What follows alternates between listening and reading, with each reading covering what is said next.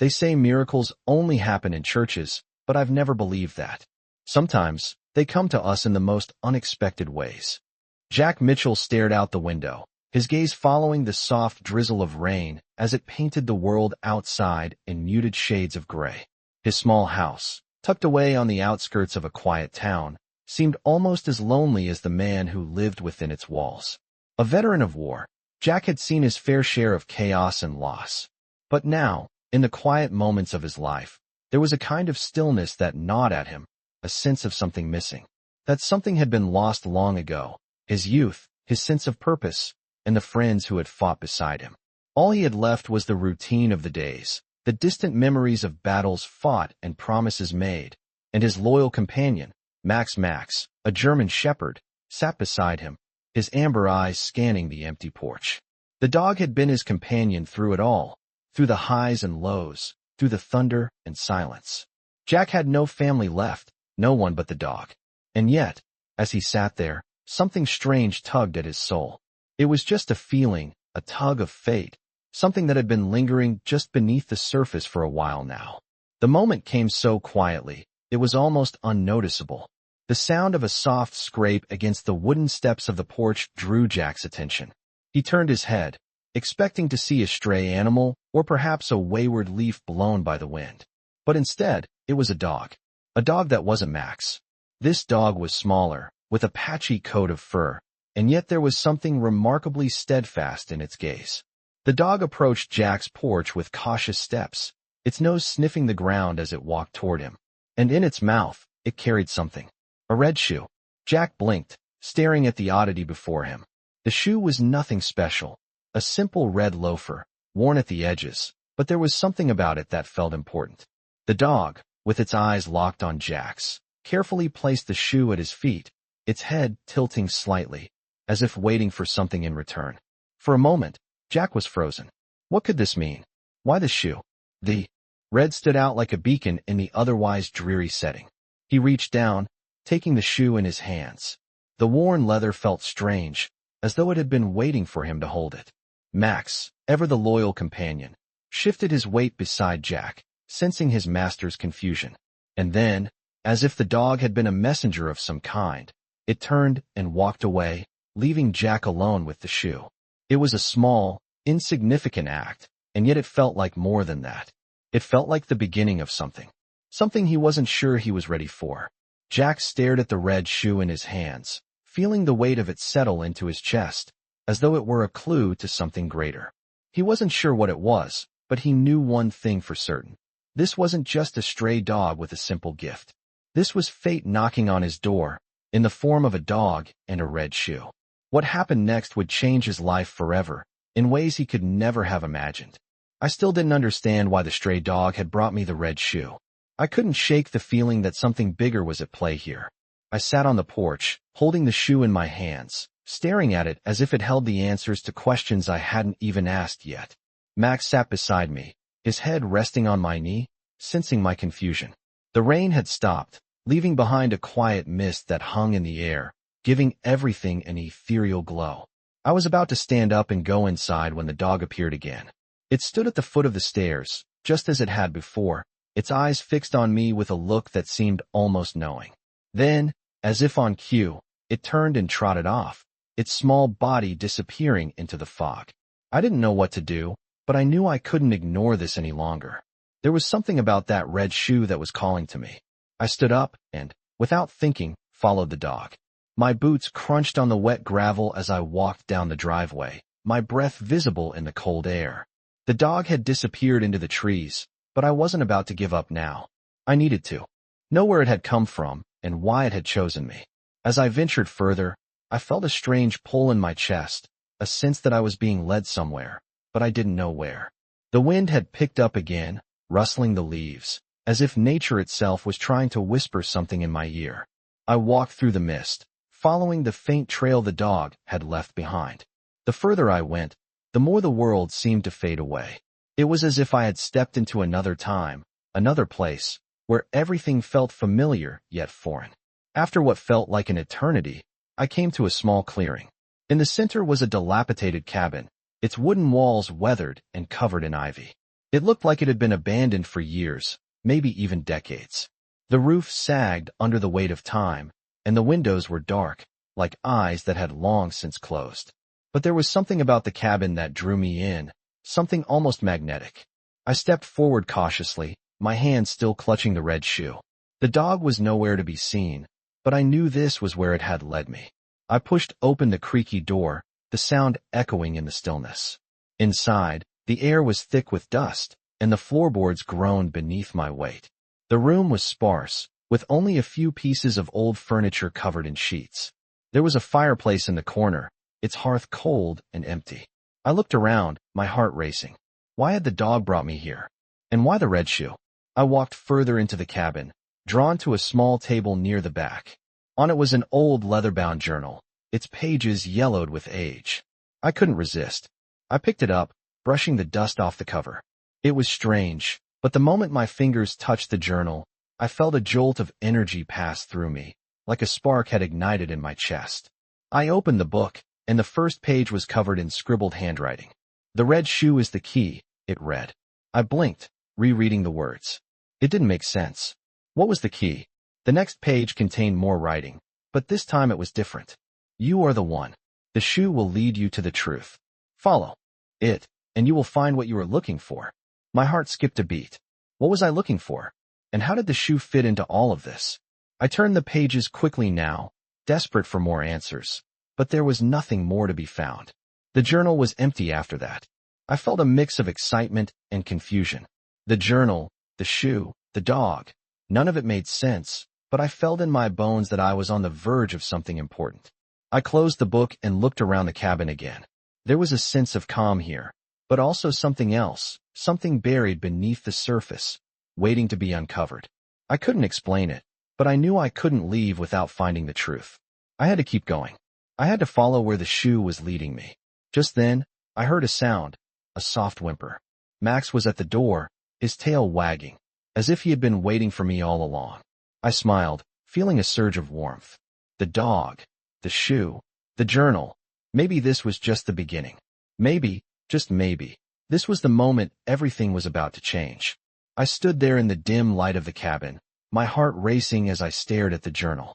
The dog, Max, was still standing by the door, his amber eyes watching me with an expression that seemed almost knowing. I looked down at the red shoe in my hand, then back at the journal.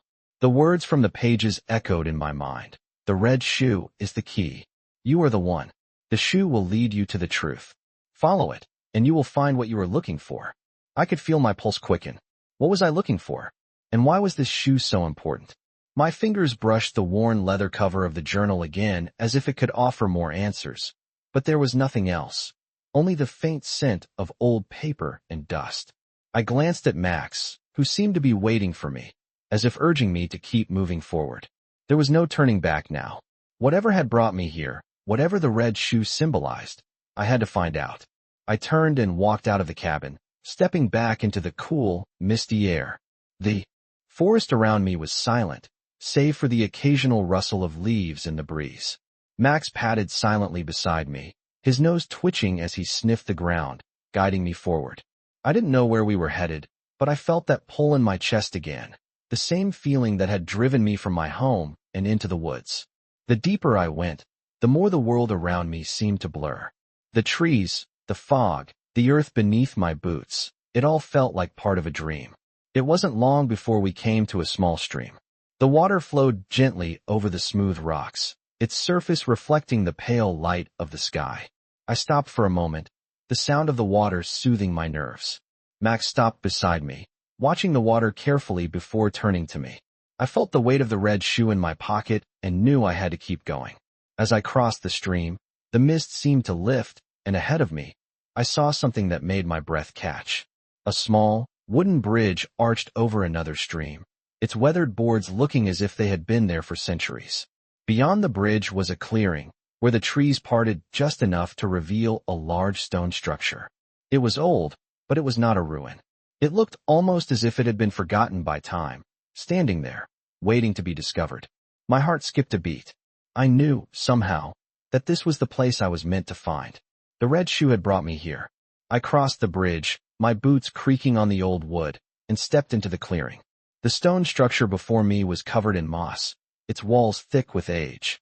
I approached it slowly, my steps hesitant but filled with purpose. As I reached the door, I hesitated, my hand resting on the cool stone. Max stood beside me, his eyes fixed on the door as if sensing what was to come. With a deep breath, I pushed the door open. The hinges creaked, and I stepped inside, the air cool and still. The room was dim, lit only by the faint light coming through small cracks in the walls. I could barely make out the shapes of old furniture, covered in sheets. But it wasn't the furniture that caught my attention. It was the large chest in the far corner, its wood worn but sturdy, with intricate carvings running along its edges. My hand shook slightly as I approached the chest. I felt the pull again, stronger than ever, and I knew this was the moment. I bent down, my fingers brushing the old brass lock.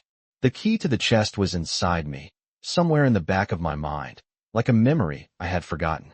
I reached into my pocket, pulled out the red shoe, and held it in front of the lock. It wasn't just a shoe anymore. It was the key. I placed the shoe carefully into the lock, and with a soft click, the chest opened. Inside, there was nothing but dust and old papers, but one thing stood out. A small, weathered box, its edges gilded in gold. My breath caught in my throat. I reached for the box and opened it slowly. Inside was a letter, its paper yellowed with age. I unfolded it and read the words written inside. To the one who finds this, the truth will be revealed. The shoe was never just a shoe. It is a sign of what was lost and what is yet to be found. Follow the path, and you will know your destiny. I stared at the letter, my hands trembling as the truth slowly settled in. This was it. This was what I had been looking for. The journey wasn't just about finding the shoe or the chest. It was about finding myself, about uncovering what had been lost. And now, with Max by my side, I was ready to face whatever lay ahead. I held the letter in my hands, its edges crinkling slightly as I stared at the words written in faded ink. The truth would be revealed. The shoe was never just a shoe. It was a sign of what was lost and what is yet to be found. Follow the path, and you will know your destiny. I could feel my heart beating faster, the words echoing in my mind. What path? What destiny? I had no answers, just more questions. But something inside me told me that this was not a coincidence. The red shoe, the journal, the chest, and now the letter. It was all connected, and it was leading me somewhere. Max stood beside me, his head tilted slightly, as if he could sense the weight of the moment. He was always by my side, a silent companion, but in that moment, I felt as if he understood more than I did. I took a deep breath and folded the letter carefully before placing it back into the box. The chest was now empty, but I could still feel the presence of something greater in the room. I had found the first clue, but there was more to discover. I couldn't leave now. I stood up and turned to Max, giving him a reassuring pat on the head. "Let's keep going, boy," I murmured. We exited the cabin, the cool air greeting me like an old friend. The mist had cleared, and the sun was beginning to rise, casting a soft golden glow across the landscape. The world felt different now, as if the very earth beneath my feet was alive with possibilities. Max walked beside me, his steps steady, his ears alert. We made our way through the woods, following a faint trail that seemed to wind deeper into the forest. I wasn't sure where it would lead, but the feeling in my chest told me that I was getting closer. The trees grew thicker as we ventured further, their trunks tall and ancient, their leaves rustling in the breeze. The air was crisp, and the scent of pine and earth filled my lungs. It was peaceful here, but there was an underlying tension, like something was waiting to be discovered. After what felt like hours, the trail opened up into another clearing. In the center stood an old stone well, its sides covered in ivy and moss. The well looked ancient, its stones worn smooth by time. I approached cautiously, Max staying close by my side. The well seemed out of place, standing there in the middle of the forest, untouched by time. I knelt down and peered into the darkness below. The well was deep, its bottom hidden from view. There was no sign of water, only shadows. But something caught my eye. A glimmer of light from within the depths of the well. I reached down and felt around the edge, my fingers brushing against something cold and metallic. I pulled it up slowly, and to my surprise, it was another object, another clue. It was a small brass key, its surface tarnished, with age but still solid and strong. I stared at it for a moment, turning it over in my hand. It was a key, but to what? I could feel the weight of it, as if it held the answers to the questions I had been asking. Without thinking, I slipped the key into my pocket and stood up. Max growled softly, his eyes fixed on something in the distance. I followed his gaze, and my heart skipped a beat. In the distance, I saw a figure standing at the edge of the clearing. It was a man, tall and cloaked in shadow, but his presence was unmistakable. He stood there, motionless, watching me. My instincts kicked in, and I stepped back, my hand instinctively reaching for the key in my pocket. The man didn't move, but I could feel the tension in the air, as if he was waiting for something. "Who are you?" I called out, my voice steady despite the fear rising in my chest. The man didn't respond. He simply stared at me, his eyes hidden beneath the hood of his cloak. Max growled again, his body tense, but he didn't move forward. I knew something was wrong. The man wasn't an ordinary traveler. He was here for a reason, just like me. I took another step back, my mind racing. The key in my pocket felt heavier now, as if it was calling me, urging me to take action. But what action? What was I supposed to do with this key, and who was this man? Before I could react, the figure turned and disappeared into the trees, vanishing as quickly as he had appeared.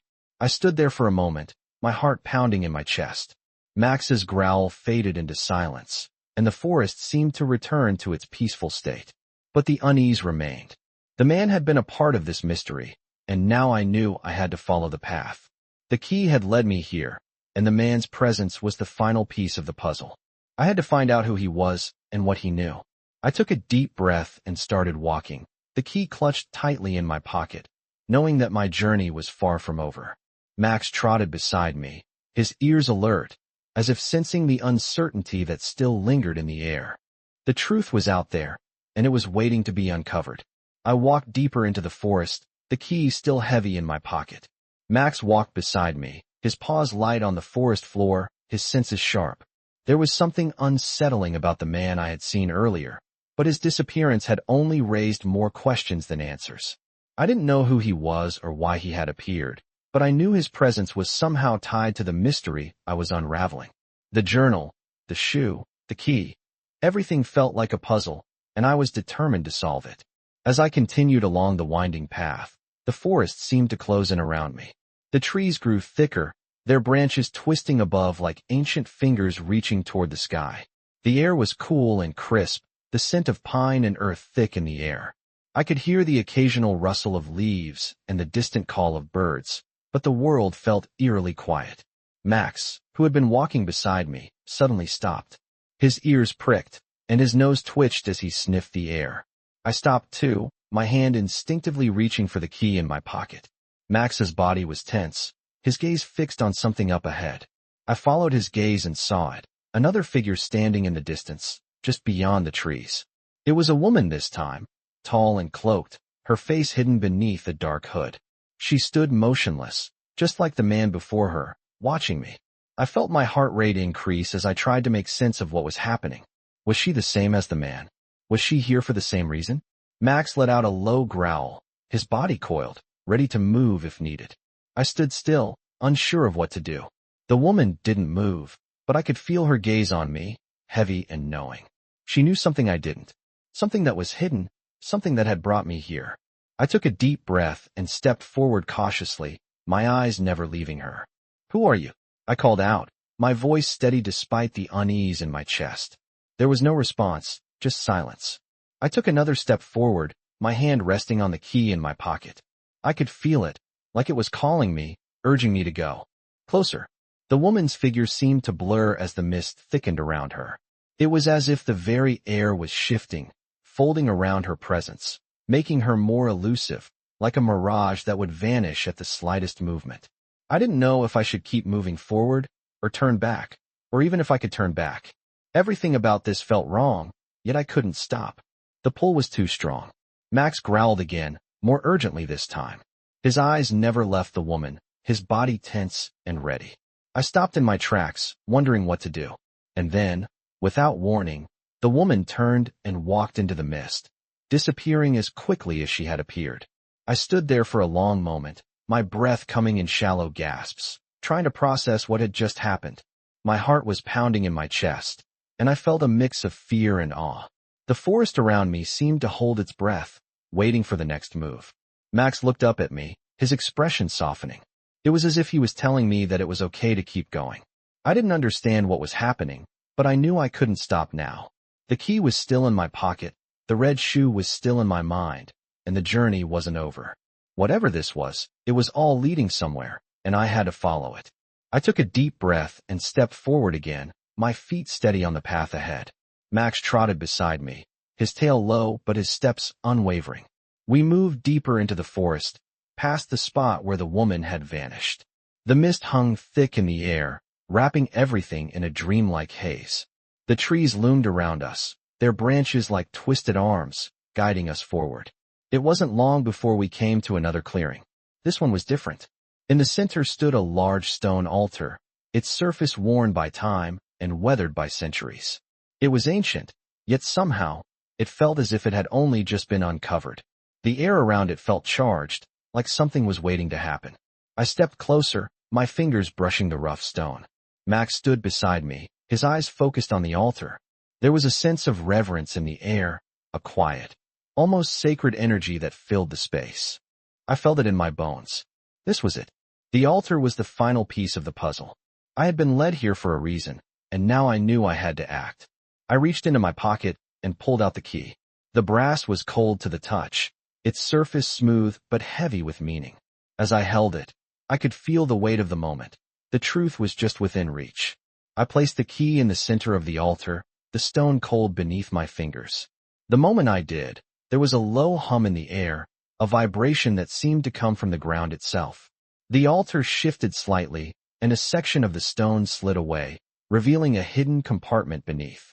Inside was a small chest, intricately carved, its surface glowing with an inner light.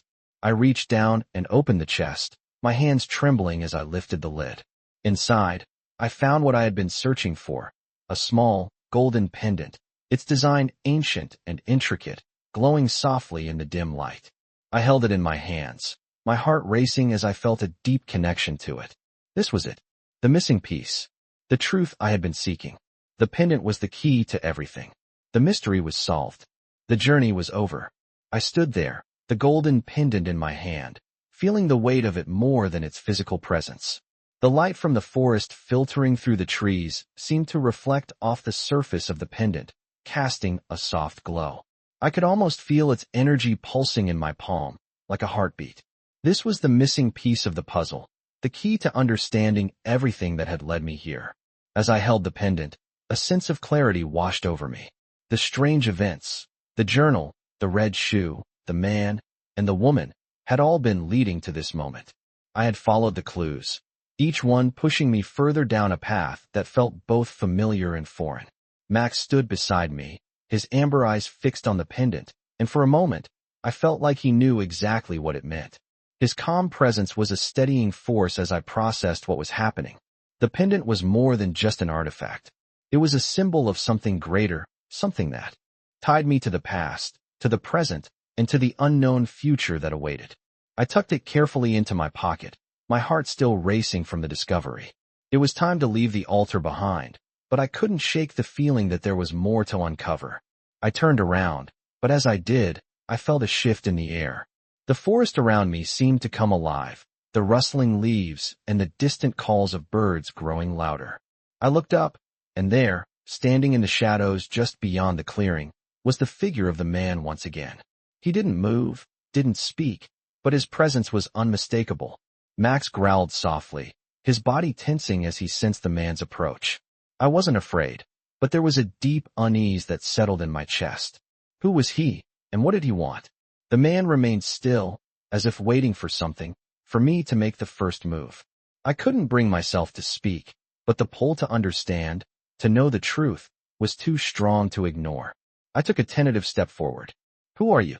I asked, my voice steady but filled with curiosity. For a long moment, there was no response. The man simply stared at me, his face still hidden beneath the hood of his cloak. Then, finally, he spoke. "You found what you were meant to find." His voice was low, almost like a whisper, but it carried an authority that sent a chill through me. I didn't know how he knew, but I understood that the pendant, the key, was not just for me. It was for something else, something larger. But your journey is not over, he continued. There is more to discover, more to learn. The answers you seek are not just here, but within you. His words echoed in my mind, and I could feel the weight of them. More to discover. Within me. I didn't know what he meant, but I knew that he wasn't going to tell me everything. This was something I had to figure out on my own. The man turned away then, his cloak swirling around him as he walked into the trees, disappearing once again into the mist. Max stood still by my side, his growl fading into silence. I stood there for a moment, trying to process everything. The pendant was not just a key, it was a part of a greater journey, one that I was now bound to complete. But what did it mean? What did I need to do next? The answers weren't clear, but I couldn't ignore the pull, the sense that I was on the verge of something monumental. I glanced down at the pendant in my pocket once more, feeling its warmth against my skin. It was like a beacon, a guiding light through the fog of uncertainty. The man had said my journey wasn't over, and I believed him. There was more to uncover, more to learn, and I was determined to find it. I turned back toward the path I had come from, Max by my side. The forest was quieter now, the mist lifting, and the air felt fresher, as if something had shifted within me. It wasn't just about the pendant anymore. It was about understanding the bigger picture, about unlocking the secrets of the past, and discovering the truths that had been hidden for so long. The road ahead was uncertain, but I knew one thing for sure. I couldn't stop now. I had come too far. And with Max by my side, I was ready to face whatever came next. I walked through the forest, Max trotting beside me, both of us quiet, lost in our thoughts. The pendant, still heavy in my pocket, felt like it was calling me. Each step I took felt more certain than the last. The mist had lifted, the forest felt less oppressive now, and there was a fresh breeze in the air. Something was changing inside me, something I couldn't quite grasp yet. But I felt it. I was moving towards something important. I didn't know exactly what it was, but I knew it was big. The man's words echoed in my mind. Your journey is not over. What did that mean? I had already uncovered so many pieces of the puzzle. The journal, the red shoe, the altar, and now the pendant. But it was clear that there was more to this story, something hidden just out of reach. I reached up and touched the pendant in my pocket, feeling its cool surface beneath my fingers. It had already changed everything for me. Since the moment I found it, I felt like I had unlocked something deep inside, a part of me that had been closed off for a long time. I wasn't just walking through the forest anymore. I was on a journey to find answers, to find the truth. I glanced down at Max. His ears were perked up, his steps steady. He was always so attuned to the world around him, and I wondered if he knew something I didn't. He stopped suddenly, his nose twitching, and looked up at me. I paused, sensing that something was different. Max was staring intently at something ahead, his body tensed. I followed his gaze and saw a small, weathered cabin just ahead. It wasn't much, but there was something about it that felt important. It wasn't on the path I had been following, and yet here it was, standing in front of me like it had been waiting for me all along. I walked toward the cabin, Max at my side. The door was slightly ajar, and as I stepped closer, I could hear the faint sound of something moving inside. It sounded like soft footsteps, like someone was waiting for me. I pushed the door open slowly, the hinges creaking in protest. The cabin was dim, but I could make out the shape of a figure standing near the window, looking out into the woods. I didn't move, unsure of what to do. The figure didn't turn, didn't acknowledge my presence. I stood still for a moment, trying to decide whether to speak or simply turn away. But something inside me urged me to stay. The man, or whatever he was, hadn't moved. He hadn't even looked at me. But I knew. I knew that he was connected to this mystery, to everything that had happened so far. I stepped inside, my feet silent on the wooden floor. Max followed closely behind, his nose twitching. Are you waiting for me? I asked quietly. The figure didn't answer. He simply stood there, his back to me. But then, slowly, he turned. The man's face was hidden beneath a hood, but I could see his eyes. Pale, almost otherworldly, like they had seen too much. And then he spoke. You've come far. His voice was deep, but there was an ancient quality to it, like it carried the weight of time itself. But this is not the end. I took a step forward, my heart beating faster now. What is this? What do you want from me? The man didn't respond right away. Instead, he reached out, and, with one fluid motion, pulled a small wooden box from the shelf. It was intricately carved, much like the chest I had found earlier, but this one was smaller, more delicate. The man handed it to me, his fingers brushing mine as I took it. "Open it," he said, his voice almost a whisper. I hesitated, but then I slowly opened the box. Inside, there was another piece of the puzzle, another pendant. This one was made of silver, its design unlike anything I had ever seen before. It was intricate, with swirling patterns that seemed to move as I looked at them. I reached out to touch it, and the moment my fingers made contact, a rush of memories flooded my mind. The forest, the altar, the red shoe. It was all connected. "This is your destiny," the man said softly, his eyes never leaving mine. "You have come to claim it." I stood there, the silver pendant heavy in my palm, as the weight of his words sank in. What was my destiny? What was I meant to do with all of this? The man's gaze softened, and for the first time, he smiled. "You will find your answers. But the journey will not be easy. You must walk the path until you understand the truth that has always been before you." With that, the man turned and walked to the far side of the cabin, disappearing into the shadows. I stood still, my mind racing. The silver pendant felt warm in my hand, and the weight of it seemed to carry with it a sense of purpose, like a door that had just been opened. I didn't know what would happen next, but I knew I couldn't turn back now. I had come this far, and now I had to see it through. Max walked over to me and nudged my hand with his nose, as if to say, "Let's go." I smiled, feeling the familiar comfort of his presence. With the pendant in my hand and Max by my side, I was ready to face whatever came next. The journey was far from over. But now, I knew that I was not walking alone. I stood still in the dimly lit cabin, the silver pendant in my hand pulsing with a strange energy. The man had disappeared into the shadows, leaving me alone with Max and the mystery that seemed to deepen with every step I took. My fingers wrapped around the pendant, and for a moment, I just stood there, letting the weight of everything wash over me. The pendant was more than just an object. It was a key, a symbol of something much bigger. I had found the red shoe, the journal, the chest, and now the silver pendant. But what did it all mean? What was I supposed to do with these pieces of a puzzle I could barely understand? I slipped the pendant back into my pocket and walked toward the door. Max stood beside me, his tail low but steady, as if sensing my thoughts. We stepped outside into the cool air, the faint scent of pine trees filling my lungs.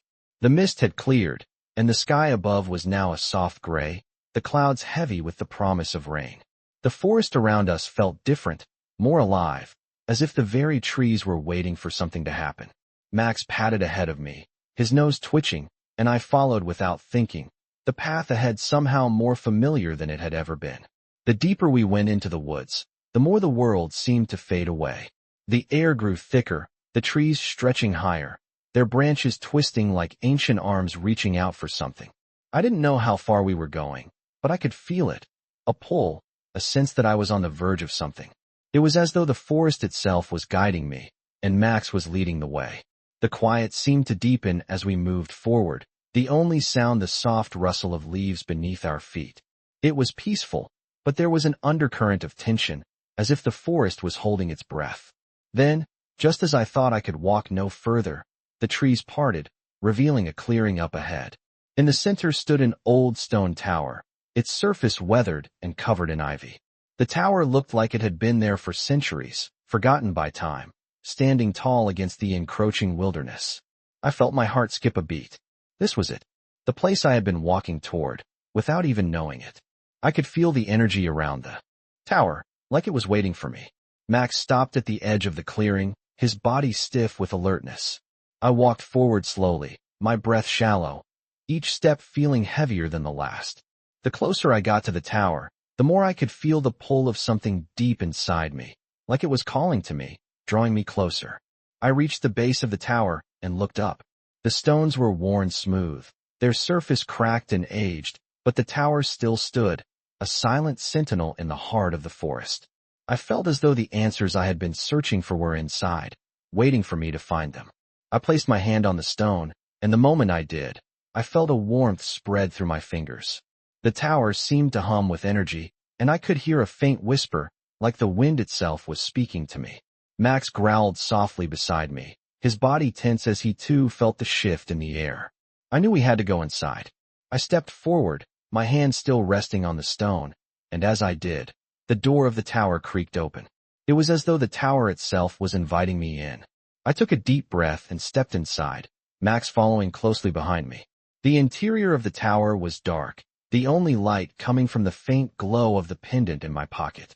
The walls were lined with ancient books and scrolls, their spines worn and fragile. There was a faint smell of old paper and dust, but also something else, something familiar. The air felt charged, as though the tower had been waiting for someone like me to walk through its door. I walked deeper into the tower, my footsteps echoing in the silence. As I passed by the shelves, I noticed something. A small wooden box sitting on a table, its surface covered in intricate carvings. The box looked old, its edges worn, but there was a strange sense of urgency in the way it seemed to call to me. I walked toward it and lifted the lid. Inside was another pendant, this one even more beautiful than the last. It was made of gold, its design more intricate, with swirling patterns and symbols I couldn't quite understand. I reached out and touched it, and the moment I did, a surge of energy rushed through me, stronger than before. My vision blurred for a moment, and I saw flashes, visions of the past, of a time long ago, of people and places I didn't recognize. But one thing stood out. A symbol, the same symbol that had been carved into the pendant. It was a key to something ancient, something hidden. I blinked, and the vision faded, leaving me standing in the tower, my heart racing. I had found it. This was what I had been searching for. The key. It was all connected. The red shoe, the journal, the pendant. I looked at Max, who stood beside me, his eyes watching me with an almost knowing expression. It was time to finish this journey, to find the answers that had eluded me for so long. I picked up the golden pendant, holding it tightly in my hand, and stepped back toward the door. Max followed closely behind me, and together, we walked out of the tower and into the unknown, ready to uncover the secrets that had been waiting for us. I stepped out of the tower, feeling the cool breeze rush past me. The golden pendant still clutched tightly in my hand, its weight a reminder of the journey I had just completed. But as I stepped back into the open forest, I realized that the answers I had uncovered were only the beginning. There was still so much more to find, so much more to understand. Max trotted beside me, his fur slightly damp from the mist that had settled back in the air. His steps were calm and steady, but I could feel a sense of urgency in the way he moved. He was waiting, just as I was, for the next step, the next clue, the next part of the story to unfold. We made our way back down the path, the forest now more familiar than before. The towering trees that had once seemed so intimidating now felt like old friends, their branches swaying gently in the wind. The whispers of the past seemed to follow me, urging me forward, deeper into the heart of the mystery. As I walked, I began to think about the man and the woman I had encountered. They had both seemed like parts of a larger puzzle, pieces that fit together in ways I couldn't yet comprehend. The man had called me the one, but what did that mean? What was I meant to do with all of this? I stopped for a moment and looked around, the forest quiet again. Max, as always, was by my side, his eyes scanning the trees, alert to every sound. It was then that I realized something. The key, the pendant, the journal, the shoe, they weren't just symbols. They were guides, leading me down a path that I couldn't yet see. But the path was clear, even if the end was hidden in shadows. Max's ears twitched, pulling me out of my thoughts. He turned his head toward the trees, a low growl vibrating in his chest. I tensed, looking in the same direction. Something was moving in the forest, something beyond the trees. I felt a rush of adrenaline, my heart beating faster as I instinctively reached for the pendant in my pocket. The world seemed to go still as I waited, holding my breath, listening. And then, just as quickly as it had started, the sound faded, leaving only the rustling of leaves in the breeze. I exhaled, feeling a mixture of relief and confusion. What had that been? Max looked up at me, his gaze calm now, though his body remained tense. "What is it, boy?" I whispered, but he didn't respond. He simply stood still, his eyes never leaving the woods. I took another step forward, my senses heightened, waiting for whatever was coming. Then, without warning, the air shifted. A figure emerged from the trees, a man, tall and draped in a cloak. I couldn't see his face, but his presence was unmistakable. The same feeling I had felt before when the other man appeared stirred within me. This was no ordinary traveler. He stepped forward, and I instinctively took a step back. "I thought you were gone," I said, my voice steady, though my pulse quickened. The man didn't speak right away. He simply stopped in front of me, his figure looming tall against the backdrop of the forest. And then he spoke, his voice deep and calm, but with an air of authority. "You're not finished yet," he said simply. I stared at him, trying to make sense of his words. "What do you mean?" I asked. The man didn't answer directly. Instead, he held out his hand, and in it was another object, a small, weathered key. It was different from the one I had found earlier, but it felt familiar. I reached out and took it, feeling the cold metal against my skin. The moment my fingers touched it, a rush of memories flooded my mind. Images of places I had never been, faces I didn't recognize, and the feeling that everything was coming together. The man nodded, as if he had been waiting for me to understand. "The journey is not over," he said softly. "The key is the last part of the puzzle, but it must be used in the right place. You must find it, and only then will you understand the truth." My heart raced as I held the key, the weight of his words settling deep in my chest. The pendant, the journal, the shoe, the tower, they had all led me here, to this moment. But now, with the key in my hand, I knew that the final step was still ahead of me. The man didn't say anything else. He simply turned and walked back into the trees, disappearing into the forest as quickly as he had appeared. Max stood by my side, watching the man disappear into the shadows. I turned the key over in my hand, my mind racing with questions. What was I meant to do with it? Where did it fit into the story? As I stood there, the wind picked up again, rustling the leaves and making the trees creak. The path ahead was unclear, but I knew one thing for certain. I had to keep moving forward. Max nudged my hand, as if urging me on. I looked down at him, and with a deep breath, I stepped forward. The key was in my hand, and the journey wasn't over yet. I didn't know where it would lead, but I knew I had to find out. I walked through the forest, the key now safely tucked into my pocket. Max walked beside me, his pace steady, but his usual calm was tinged with something I couldn't quite place. It was like he knew that we were about to find something important, something that would change everything. The forest had changed too. The air felt heavier now, as if the trees themselves were watching, waiting for us to uncover the final piece of the puzzle. The wind had shifted, and the birds had gone quiet. There was a stillness in the air that made the hairs on the back of my neck stand up. I couldn't shake the feeling that we were getting closer to something, to a truth that I wasn't ready for but had to face. Max stopped suddenly, his nose twitching as he sniffed the air.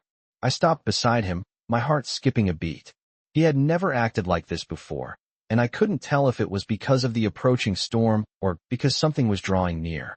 I glanced around, my hand instinctively reaching for the key in my pocket. Then I saw it, an old stone archway just up ahead. It wasn't like anything I had seen before. The archway was covered in ivy, the stones darkened with age, and the air around it seemed to pulse with energy. The path that led to it was narrow, almost hidden by the underbrush, and it was clear that not many people had come this way in a long time. I took a step forward, Max walking by my side, his eyes focused ahead. There was no turning back now. This archway, this hidden path, it was the next step in my journey. As I approached the archway, the feeling in the air intensified, and I felt a strange warmth emanating from the stone. I reached out, my fingers brushing against the cool surface of the archway. The moment I did, a low hum filled the air, like a distant vibration, and the ivy that covered the archway seemed to shift, revealing a narrow door. It was almost as if the archway had been waiting for me to arrive, ready to open up and show me what lay beyond. Without hesitation, I pushed the door open, the wood creaking in protest. The moment I stepped through, I felt a shift in the atmosphere, a change that sent a shiver down my spine. I was no longer in the forest. It was like I had stepped into another world, one that was ancient, timeless, and filled with secrets that had been buried for centuries. The ground beneath my feet was soft, covered in moss and overgrown roots, and the air smelled of damp earth and something else, something familiar. As I looked around, I saw that I was standing in a hidden garden, a sanctuary that seemed to be untouched by time. The trees here were different from the ones outside. Their trunks were wider, their leaves thicker, and the ground was covered in vibrant flowers that I couldn't identify. In the center of the garden was a small pond, its surface still, reflecting the soft light that seemed to glow from nowhere. And there, by the edge of the pond, stood another figure. A woman, her features hidden beneath a hood, just like the man I had encountered earlier. She didn't move as I approached, but I could feel her presence. She was waiting for me, just as the man had. I took a step forward, my heart racing. The key in my pocket felt heavier now, and I knew that I was about to uncover the final truth. "You've come." The woman's voice was soft but clear, as though it had been carried by the wind itself. "It's time." I nodded, my breath coming in shallow gasps. I didn't know what was about to happen, but I knew I had to trust this moment. She reached out, her hand steady, and motioned for me to come closer. As I did, she lifted a small, intricate box from the ground and handed it to me. The box was made of wood, its surface covered in carvings of symbols I couldn't recognize. I took it from her, feeling the weight of it in my hands. "Open it," she said softly. I hesitated, but then I carefully opened the box. Inside was another pendant, similar to the ones I had already found, but this one was different. It was made of a dark stone, its surface smooth and cool to the touch. As soon as my fingers made contact with the pendant, a rush of images flooded my mind. Visions of the past, of places I had never seen, and of people I had never met. And in the center of it all was the symbol that had appeared on every pendant. The key. The truth was now clear. I had been chosen to uncover this secret, to find the key that would unlock the mysteries of the past. The woman's voice cut through my thoughts. "The key will unlock the final door," she said. "But you must be ready. The journey is not just about what you find, it's about what you become." I nodded, feeling a sense of understanding settle. Deep within me, the journey had changed me. It had awakened something inside me that I had long forgotten. Max stood by my side, his eyes watching the woman, his body calm but alert. I didn't know what the future held, but I knew that I was ready to face whatever came next. I closed the box and tucked the new pendant safely into my pocket. With Max by my side, I turned and walked back through the archway, knowing that the final step in this journey was still ahead of me. I stepped through the archway, the soft echo of my footsteps the only sound as I made my way back into the dense woods. Max trotted beside me, his presence as steady as ever, but there was something in the air that made him uneasy. He kept glancing over his shoulder, his eyes scanning the trees with a kind of alertness I had come to recognize. I could feel it too, the pull of something unseen, something waiting. The golden and silver pendants weighed heavy in my pocket, their significance clearer than ever. With each step, it felt as though I was being guided, though I had no idea where this path would ultimately lead. It was as though the forest itself was a living thing, shifting and breathing around me, guiding me towards something greater. The journey had taken me far, through forgotten corners of the world, and even deeper into my own soul. Each moment had uncovered more than just clues. It had uncovered pieces of myself I had long forgotten.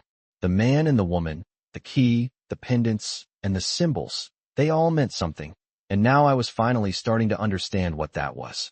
But the truth was still elusive, like a shadow that always stayed just out of reach. As we walked, the sky began to darken.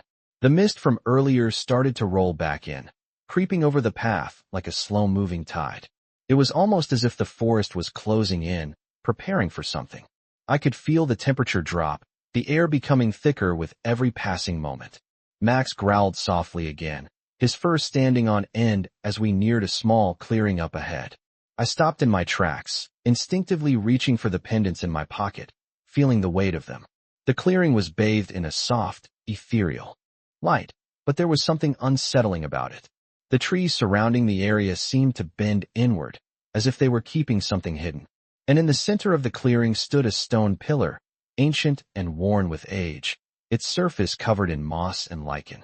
At the top of the pillar was a small basin, and inside it was something gleaming. The closer I got, the clearer the object became. It was a key, another key, but this one was unlike the others. It was made of a dark, polished stone, its surface engraved with intricate patterns that seemed to shimmer in the dim light. I reached out for it, my hand trembling as I touched the stone. The moment my fingers made contact, the air around me shifted, and I heard a low hum, like the sound of a distant echo reverberating through the forest. The basin seemed to glow, and the pillars' carvings began to shift, almost as if they were coming to life. I could feel the power in the air, the undeniable force that was pulling me closer, urging me to take the key. I grabbed it, and as soon as I did, the forest around me seemed to react. The trees groaned, their branches creaking as though something ancient was awakening. The mist around the clearing thickened, swirling in a vortex-like motion as if preparing for something immense. Max barked, his tail rigid, and for the first time, I felt a deep sense of urgency. There was no time to waste. Holding the key in my hand, I turned back toward the path and started walking quickly, the sound of Max's paws echoing behind me. But just as I moved away from the clearing, I heard a voice, faint but clear, carried by the wind. "It's time." The words sent a shiver down my spine. I stopped in my tracks, my heart pounding in my chest. It was the voice of the woman, the one who had spoken to me before. I looked around, but there was no sign of her, only the thick mist that surrounded me. The forest had become silent again, as if it was holding its breath. I felt a strange pull toward the clearing once more, but I resisted it. The key was in my hand, and it was time to go. The journey had led me here, and now I had to trust that the next step would reveal itself. I walked quickly, Max keeping pace beside me, his eyes scanning the mist with suspicion. I didn't know what would come next, but I could feel that I was getting closer, closer to the truth that had been hidden for so long. The key was the final piece of the puzzle, and now I had to find the door it would unlock. The forest felt different now, as though the energy had shifted. There was a sense of anticipation in the air, a quiet hum that seemed to come from the ground itself. I could feel it in my bones. The next chapter was about to begin, and with Max by my side, I was ready to face whatever lay ahead. I walked through the mist, the key still heavy in my hand, my steps feeling more purposeful with each passing moment. Max trotted ahead, his ears alert and his nose twitching as though he could sense the same pull I felt deep within me. We had crossed the threshold into something ancient, something that felt both familiar and foreign, and I could feel that we were getting closer. The mist had thickened, and the trees that once seemed to stretch toward the sky now appeared to bend inward, as though they were closing in around me. But I didn't stop. The key was the last piece of the puzzle, and with it, I was ready to face whatever came next. The path was winding, the landscape shifting subtly as if the world itself was shifting around me. The trees loomed like sentinels, their thick trunks and gnarled branches weaving together to create a canopy so dense that the sunlight could barely penetrate. It was quieter here, too. No rustling leaves, no calls of birds or animals, just the soft crunch of my boots on the ground and Max's steady footsteps beside me. We came to a stop when I noticed a slight glow in the distance. At first, I thought it was just a trick of the light, but as I walked closer, the glow grew stronger, more defined. There, in the distance, was a structure, something ancient, standing tall against the backdrop of the forest. It was a stone doorway, arching high above me, its surface worn by the years but still standing firm, as though it had been waiting for me. I approached it slowly, my heart pounding in my chest. I could feel the energy surrounding the door, almost as if it was alive, waiting for the right person to unlock it. I looked down at the key in my hand, its surface cool and smooth, the patterns carved into it more intricate than I had first noticed. It seemed to hum with power, as if it were attuned to the door, and I knew, deep down, that this was the moment. I stepped forward, my hand outstretched, and as my fingers brushed against the surface of the door, a low vibration filled the air. The stone seemed to breathe beneath my touch, and with a soft click, the door slowly creaked open. A surge of energy rushed through me, and for a moment, the world around me seemed to blur. I took a deep breath, my heart racing as I stepped through the doorway. Max followed closely behind, his eyes wide, his senses alert.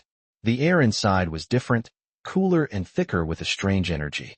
The stone walls on either side of me were covered in ancient symbols, their meaning lost to time, but the presence of the symbols was unmistakable. It was a place of great significance, a place that had been untouched for centuries. I walked deeper into the chamber, the key still in my hand, feeling the weight of it as though it were guiding me. The chamber seemed to stretch on forever, the walls lined with shelves filled with artifacts and scrolls, each one a piece of history. But my focus remained on the far end of the room, where a pedestal stood, bathed in soft light. Upon the pedestal was a large, ornate chest, its surface decorated with intricate carvings that mirrored the symbols on the walls. I approached the chest, my heart pounding in my chest, and I placed the key into the lock. The moment the key turned, a deep, resonant sound filled the air, and the chest slowly creaked open. Inside, there was a book, a thick, leather-bound tome, its pages yellowed with age but still intact. I reached for it, my fingers trembling slightly, and as I opened the cover, the air around me seemed to shift. The book was filled with writings, symbols, and sketches, each page a map of knowledge that had been hidden away for centuries.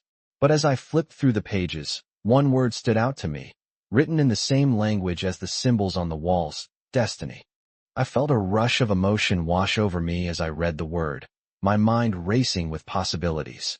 This book held the answers I had been searching for, the key to understanding my place in all of this. But there was more. As I continued to read, the words seemed to come alive, forming a message just for me. The one who holds the key shall unlock the truth, but the truth is not always what is expected. The journey does not end here. It is merely the beginning. I closed the book, the weight of its words settling deep within me. The truth was not what I had expected. It wasn't just about finding the answers. It was about embracing the journey, accepting the unknown, and continuing forward no matter what. I looked at Max, who stood beside me, his body relaxed now, as though he, too, understood that this was just the beginning.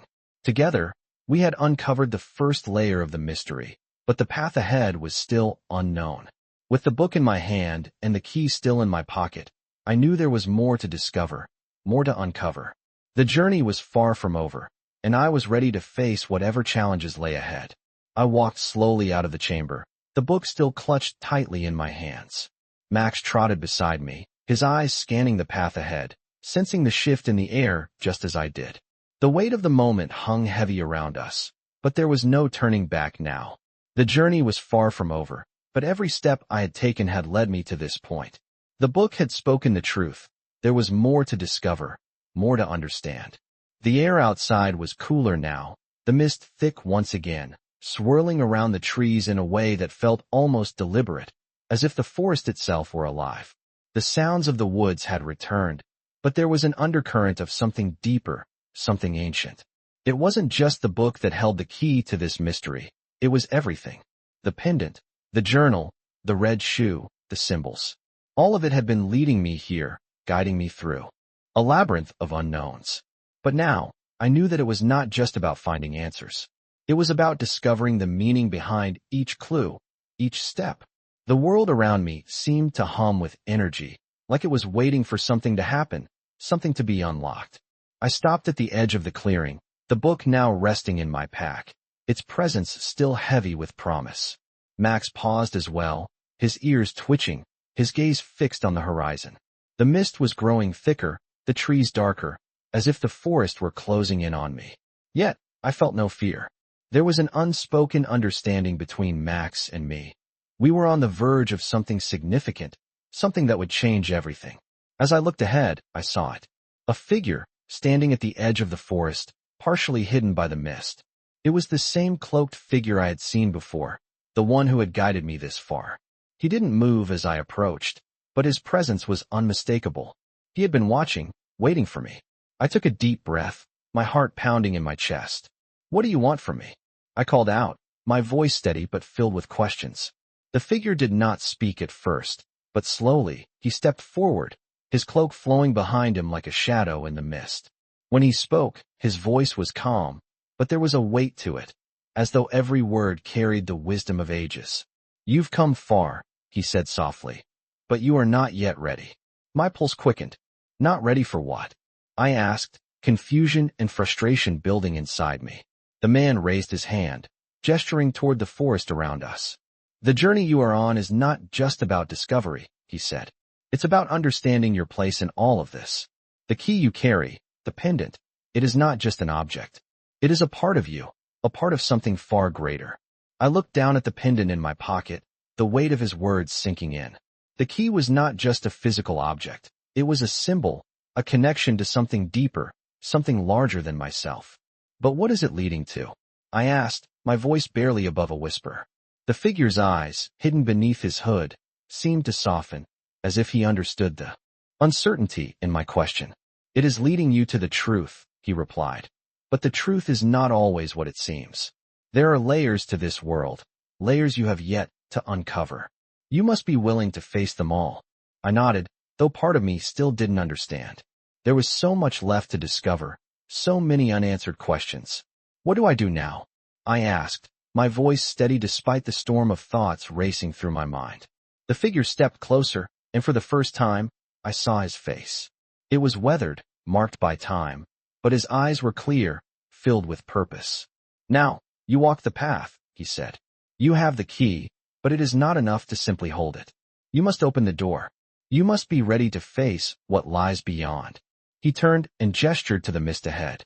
The door is out there, but you will not find it until you are ready to accept what it holds. The journey is yours, but you are not alone. The path will reveal itself in time. With that, he turned and walked into the mist, disappearing as quickly as he had appeared. I stood there, my mind racing, but I knew one thing for certain. The journey was far from over. The key was not just for unlocking doors, it was for unlocking something inside me. With Max by my side, I stepped forward, the path ahead uncertain but clear in its purpose. We were not done. Not yet.